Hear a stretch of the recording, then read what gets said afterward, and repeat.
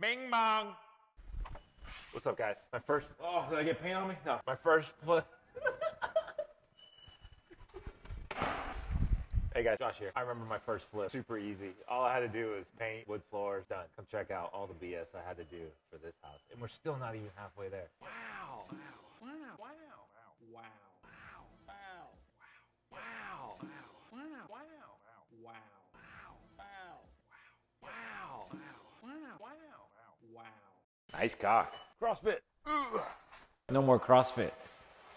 Nice and easy. So my first flip, I made $40,000. A nice, easy flip. It was really, really cosmetic. So I spent 12 grand on my first flip. That was paint and some floors, a smaller house. And then I took that 40 grand and I rolled it into an investment property. Where this property, I'm already 12 grand in on the kitchen. So there's a lot more work to do on this one, but a lot more bigger rewards as well.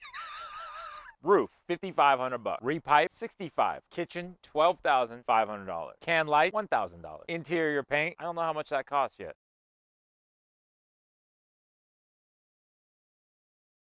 All right, so that's what we're in, all in so far.